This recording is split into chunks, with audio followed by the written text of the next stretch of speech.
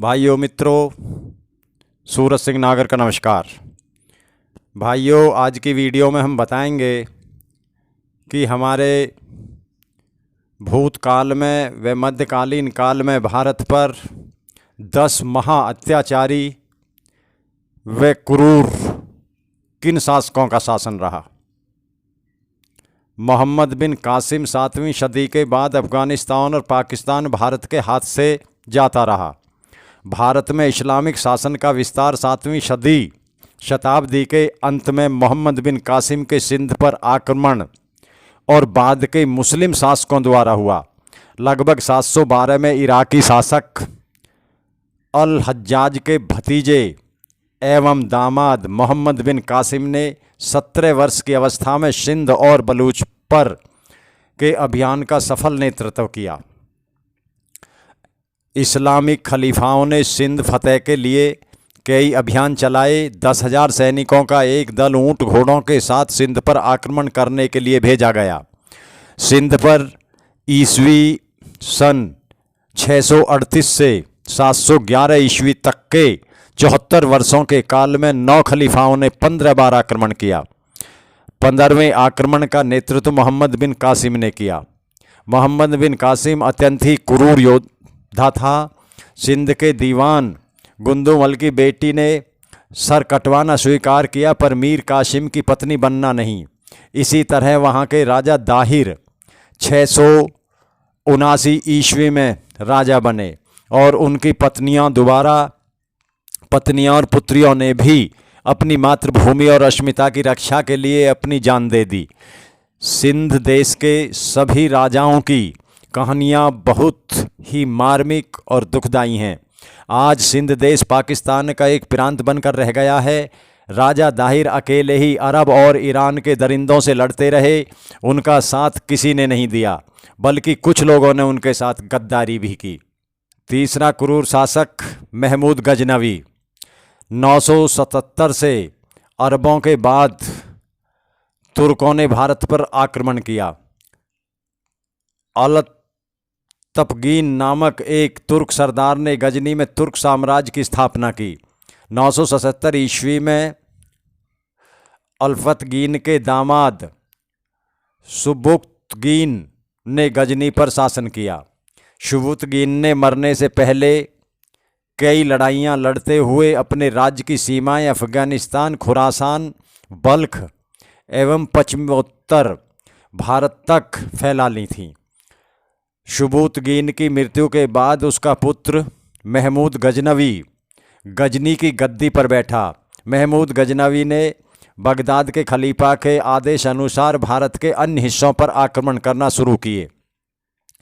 उसने भारत पर 1001 से 1026 ईस्वी के बीच 17 बार आक्रमण किए। उसने प्रत्येक वर्ष भारत के अन्य हिस्सों पर आक्रमण करने की प्रतिज्ञा की। अपने 13वें अभियान में गजनवी ने बुंदेलखंड, किरात तथा लोहकोट आदि को जीत लिया। 14वां आक्रमण ग्वालियर तथा कालिंजर पर किया गया। अपने 15वें आक्रमण में उसने लोदोर्ग, जैसलमेर, चिकलोदर, गुजरात तथा अनिलवाड़ गुजरात पर आक्रमण कर वहां खूब लूटपाट की। माना जाता है कि महमूद गजनवी ने अपना 16वां आक्रमण 1025 ईस्वी में सोमनाथ पर किया। उसने वहां के प्रसिद्ध मंदिरों को तोड़ा और वहां अपार धन प्राप्त किया। इस मंदिर को लूटते समय महमूद ने लगभग 50,000 ब्राह्मणों एवं हिंदुओं का कत्ल कर दिया। इसकी चर्चा पूरे देश में आग की तरह फैल गई। 17वां आक्रमण उसने सिंध और मुल्तान के तटवर्ती क्षेत्रों के जाटों के ऊपर किया। इसमें जाट पराजित हुए। चौथा क्रूर शासक मोहम्मद गौरी। मोहम्मद बिन कासिम के बाद मोहम्मद गजनवी और उसके बाद मोहम्मद गौरी ने भारत पर आक्रमण कर अंधाधुंध कत्लेआम और लूटपाट मचाई। उसका पूरा नाम सिहाबुद्दीन उर्फ मुइजुद्दीन मोहम्मद गौरी था। भारत में तुर्क साम्राज्य की स्थापना करने का श्रेय मोहम्मद गौरी को ही जाता है। गौरी गजनी और हेरात के मध्य स्थित छोटे से पहाड़ी प्रदेश गौर का शासक था। उसने पहला आक्रमण 1175 ईस्वी में मुल्तान पर किया, दूसरा आक्रमण 1178 ईस्वी में गुजरात पर किया और इसके बाद 1179 से 86 ईस्वी के बीच उसने पंजाब पर फतह हासिल की। इसके बाद उसने 1179 ईस्वी में पेशावर तथा 1185 ईस्वी में शालकोट अपने कब्जे में ले लिया। 1191 ईस्वी में उसका युद्ध पृथ्वीराज चौहान से हुआ। इस युद्ध में मोहम्मद गौरी को बुरी तरह पराजित होना पड़ा। इस युद्ध में गौरी को बंधक बना लिया गया, लेकिन पृथ्वीराज चौहान ने उसे छोड़ दिया। इसे तराइन का प्रथम युद्ध कहा जाता है। इसके बाद मोहम्मद गौरी ने अधिक ताकत के साथ पृथ्वीराज चौहान पर आक्रमण कर दिया। तराइन का यह द्वितीय युद्ध 1192 ईस्वी में हुआ था। अब की बार इस युद्ध में पृथ्वीराज चौहान हार गए और उनको बंधक बना लिया गया। ऐसा माना जाता है कि बाद में उन्हें गजनी ले जाकर मार दिया गया। गौरी भारत में गुलाम वंश का शासन स्थापित करके पुनः अपने राज लौट गया। पांचवा क्रूर शासक चंगेज खान। मंगोलियाई नाम चिंगिस खान सन 1162 से 18 अगस्त 1227 चंगेज खान ने मुस्लिम साम्राज्य को लगभग नष्ट ही कर दिया था। वह एक मंगोल शासक था। वह बौद्ध धर्म का अनुयायी था। हलाकू खान भी बौद्ध था। चंगेज अपनी संगठन शक्ति, बर्बरता तथा साम्राज्य विस्तार के लिए कुख्यात रहा। भारत सहित संपूर्ण रसिया, एशिया और अरब देश चंगेज खान के नाम से ही कांपते थे। चंगेज खान का जन्म 1162 के आसपास आधुनिक मंगोलिया के उत्तरी भाग में ओनोन नदी के निकट हुआ था। उसका वास्तविक या प्रारंभिक नाम तेमुजिन या तेमुचिन था। उसके पिता का नाम येसुजेई था, जो कियात कबीले का मुखिया था। चंगेज खान ने अपने अभियान चलाकर ईरान, गजनी सहित पश्चिम भारत के काबुल, कंधार, पेशावर सहित उसने कश्मीर पर भी अधिकार कर लिया। इस समय चंगेज खान ने सिंधु नदी को पार कर उत्तरी भारत और असम के रास्ते मंगोलिया वापस लौटने की सोची, लेकिन वह ऐसा नहीं कर पाया। इस तरह उत्तर भारत एक संभावित लूटपाट और विभत्स उत्पात से बच गया। एक नए अनुसंधान के अनुसार इस क्रूर मंगोल योद्धा ने अपने हमलों में इस कदर लूटपाट की कि खून खराबा किया कि एशिया में चीन, अफगानिस्तान सहित उज्बेकिस्तान, तिब्बत और वर्मा आदि देशों की बहुत बड़ी आबादी का सफाया हो गया।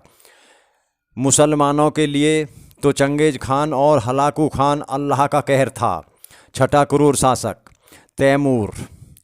तैमूर लंग भी चंगेज खान जैसा शासक बनना चाहता था। सन 1369 ईस्वी में समरकंद का शासक बना। उसके बाद उसने अपनी विजय और क्रूरता की यात्रा शुरू की। मध्य एशिया के मंगोल लोग इस बीच में मुसलमान हो चुके थे और तैमूर खुद भी मुसलमान था। क्रूरता के मामले में वह चंगेज खान की तरह ही था। कहते हैं एक जगह उसने 2000 जिंदा आदमियों की एक मीनार बनवाई और उन्हें ईंट और गारे में चुनवा दिया। जब तैमूर ने भारत पर आक्रमण किया तब उत्तर भारत में तुगलक वंश का राज था। 1399 ईस्वी में तैमूर लंग द्वारा दिल्ली पर आक्रमण के साथ ही तुगलक साम्राज्य का अंत माना जाना चाहिए। तैमूर मंगोलों के फौज को लेकर आया था तो उसका कोई कड़ा मुकाबला नहीं हुआ और वह कत्लेआम करता हुआ मज़े के साथ आगे बढ़ता गया। तैमूर के आक्रमण के समय हिंदू और मुसलमान दोनों ने मिलकर जौहर की राजपूती रस्म अदा की थी, यानी युद्ध में लड़ते लड़ते मर जाने के लिए बाहर निकल पड़ते थे। दिल्ली में वह 15 दिन रहा और उसने इस बड़े शहर को कसाई खाना बना दिया। बाद में कश्मीर को लूटता हुआ वह समरकंद वापस लौट गया। तैमूर के जाने के बाद दिल्ली मुर्दों का शहर रह गया था। सातवां क्रूर शासक बाबर। मुगल वंश का संस्थापक बाबर एक लुटेरा था। उसने उत्तर भारत में कई लूट को अंजाम दिया। मध्य एशिया के समरकंद राज्य की एक बहुत छोटी सी जागीर फरगना, वर्तमान खोकंद में 1483 ईस्वी में बाबर का जन्म हुआ था। उसका पिता उमर शेख मिर्ज़ा तैमूर शाह तथा माता कुनलुक, निगार मानम खानम मंगोलों की वंशजा थी। बाबर ने चगताई तुर्की भाषा में अपनी आत्मकथा तुजो के बाबरी लिखी। इसे इतिहास में बाबरनामा भी कहा जाता है। बाबर का टकराव दिल्ली के शासक इब्राहिम लोदी से हुआ। बाबर के जीवन का सबसे बड़ा टकराव मेवाड़ के राणा सांगा के साथ था। बाबरनामा में इसका विस्तृत वर्णन है। संघर्ष में 1927 ईस्वी में खनवाहा के युद्ध में अंत में उसे सफलता मिली। बाबर ने अपने विजय पत्र में अपने को मूर्तियों की नींव का खंडन करने वाला बताया। इस भयंकर संघर्ष से बाबर को गाजी की उपाधि प्राप्त की। गाजी वह जो काफिरों का कत्ल करे। बाबर ने अमानुषिक ढंग से तथा क्रूरतापूर्वक हिंदुओं का नरसंहार ही नहीं किया, बल्कि अनेक हिंदू मंदिरों को भी नष्ट किया। बाबर की आज्ञा से मीर बाकी ने अयोध्या में राम जन्मभूमि पर निर्मित प्रसिद्ध मंदिर को नष्ट कर मस्जिद बनवाई। इसी भांति ग्वालियर के निकट उर्वा में अनेक जैन मंदिरों को नष्ट किया। उसने चंदेरी के प्राचीन और ऐतिहासिक मंदिरों को भी नष्ट करवाया, जो आज बस खंडर हैं। 8वां क्रूर शासक औरंगजेब। भारत में मुगल शासकों में सबसे क्रूर औरंगजेब था। मुहिउद्दीन मोहम्मद औरंगजेब का जन्म 1618 ईस्वी में हुआ। उसके पिता शाहजहां और माता का नाम मुमताज़ था। बाबर का बेटा नसीरुद्दीन मोहम्मद हुमायूं दिल्ली के तख्त पर बैठा। हुमायूं के बाद जलालुद्दीन मोहम्मद अकबर, अकबर के बाद नूरुद्दीन सलीम जहांगीर, जहांगीर के बाद शहाबुद्दीन मोहम्मद शाहजहां, शाहजहां के बाद मुइज़्ज़ुद्दीन मोहम्मद औरंगजेब ने तख्त संभाला। हिंदुस्तान के इतिहास के सबसे जालिम शासक जिसने अपने पिता को कैद किया, अपने सगे भाइयों और भतीजों की बेरहमी से हत्या की। गुरु तेग बहादुर का सर कटवाया। गुरु गोविंद सिंह के बच्चों को जिंदा दीवार में चुनवाया। जिसने सैकड़ों मंदिरों को तुड़वाया। जिसने अपनी प्रजा पर वे इंतहा जुल्म किए और अपने शासन क्षेत्र में गैर मुस्लिमों के लिए मुनादी करवा दी थी कि या तो आप इस्लाम कबूल कर लें या फिर मरने के लिए तैयार रहें। औरंगजेब एक तुर्क था। उसके काल में ही उत्तर भारत का तेजी से इस्लामीकरण हुआ। अधिकतर ब्राह्मणों को या तो मुसलमान बनना पड़ा या उन्होंने प्रदेश को छोड़कर महाराष्ट्र और मध्य प्रदेश के गांवों में शरण ली। उत्तर प्रदेश के प्रसिद्ध इतिहासकार राधा कृष्ण बुंदेली अनुसार मुगल शासक औरंगजेब ने अपनी सेना को सन 1669 ईस्वी में जारी अपने एक हुक्मनामे पर हिंदुओं के सभी मंदिर ध्वस्त करने का आदेश दिया। इसे दौरान सोमनाथ मंदिर, वाराणसी का मंदिर, मथुरा का केशव राय मंदिर के अलावा कई हिंदू देवी देवताओं के प्रसिद्ध मंदिर तोड़ दिए गए थे। औरंगजेब ने हिंदू त्योहारों को सार्वजनिक तौर पर मनाने पर प्रतिबंध लगाया और उसने हिंदू मंदिरों को तोड़ने का आदेश दिया। औरंगजेब दारुल हर्ब काफिरों का देश भारत को दारुल इस्लाम, इस्लाम का देश में परिवर्तित करने का अपना महत्वपूर्ण लक्ष्य बनाया था। 1669 ईस्वी में औरंगजेब ने बनारस के विश्वनाथ मंदिर एवं मथुरा के केशव राय मंदिर को ध्वस्त करा दिया। 9वां क्रूर शासक नादिर शाह, जन्म 6 अगस्त 1688, मृत्यु 17 जून 1747। नादिर शाह का पूरा नाम नादिर कोली बेग था। यह ईरान का शासक था। उसने भारत पर आक्रमण कर कई तरह की लूटपाट और कत्लेआम को अंजाम दिया। दिल्ली की सत्ता पर आसीन उस वक्त के मुग़ल बादशाह मोहम्मद शाह को हराने के बाद उसने वहां से अपार संपत्ति अर्जित की, जिसमें कोहिनूर हीरा भी शामिल था। मुग़ल बादशाह मोहम्मद शाह और नादिर शाह के मध्य करनाल का युद्ध 1739 ईस्वी में लड़ा गया। काबुल पर कब्जा करने के बाद उसने दिल्ली पर आक्रमण किया। करनाल में मुग़ल राजा मोहम्मद शाह और नादिर की सेना के बीच लड़ाई हुई। इसमें नादिर की सेना मुग़लों के मुकाबले छोटी थी। वह अपने बारूदी अस्त्रों के कारण फारसी सेना जीत गई। हारने के बाद दिल्ली के सुल्तान मोहम्मद शाह ने संभवतः मार्च 1739 में दिल्ली पहुंचने पर यह अफवाह फैला दी कि नादिर शाह मारा गया। इससे दिल्ली में भगदड़ मच गई और फारसी सेना का कत्ल शुरू हो गया। नादिर को जब यह पता चला तो उसने इसका बदला लेने के लिए दिल्ली पर आक्रमण कर दिया। उसने दिल्ली पर भयानक खून खराबा किया और एक दिन में कोई हजारों लोगों को मौत के घाट उतार दिया। इसके अलावा उसने शाह से भारी धनराशि भी लूट ली। मोहम्मद शाह ने सिंधु नदी के पश्चिम की सारी भूमि भी नादिर शाह को दान में दे दी। हीरे जवाहरात का एक जखीरा भी उसे भेंट किया गया, जिसमें कुए नूर, दरिया नूर और ताजे मह नामक विख्यात हीरे शामिल थे। 10वां क्रूर शासक अहमद शाह अब्दाली को अहमद शाह दुर्रानी भी कहते हैं। सन 1747 में नादिर शाह की मौत के बाद वह अफगानिस्तान का शासक बना। अपने पिता की तरह अब्दाली ने भी भारत पर सन 1748 से 1758 तक कई बार आक्रमण किए और लूटपाट करके अपार धन संपत्ति को इकट्ठा किया। सन 1757 में जनवरी के माह में दिल्ली पर उसने अब्दाली से बहुत ही शर्मनाक संधि की, जिसमें एक शर्त दिल्ली को लूटने की अनुमति देना भी था। अहमद शाह एक माह तक दिल्ली में ठहरकर लूटपाट और कत्लेआम करता रहा। वहाँ की लूट में उसे करोड़ों की संपदा हाथ लगी। दिल्ली लूटने के बाद अब्दाली का लालच बढ़ गया। वहाँ से उसने आगरा पर आक्रमण किया। आगरा के बाद बल्लभगढ़ पर आक्रमण कर दिया।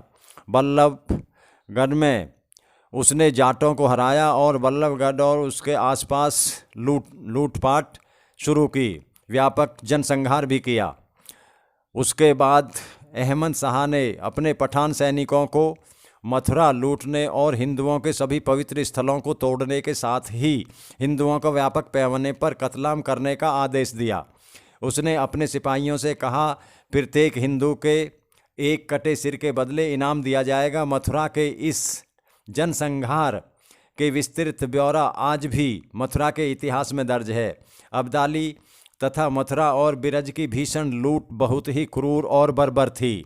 अंत में एक क्रूर अंग्रेज जनरल डायर ब्रिटिश भारतीय सरकार का एक सेनाधिकारी था। वह अप्रैल 1919 ईस्वी में अमृतसर पंजाब में तैनात था। जलियांवाला बाग में जो कुछ भी हुआ उसे कभी भुलाया नहीं जा सकता। जनरल डायर ने सभी को गोली मारने के आदेश दे दिए थे।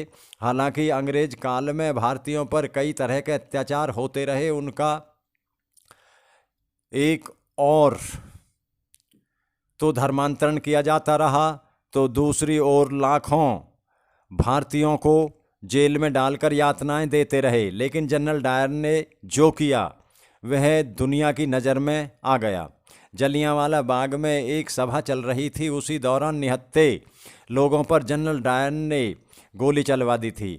1919 में ब्रिटिश सिपाहियों की गोली के सैकड़ों लोग शिकार हो गए थे।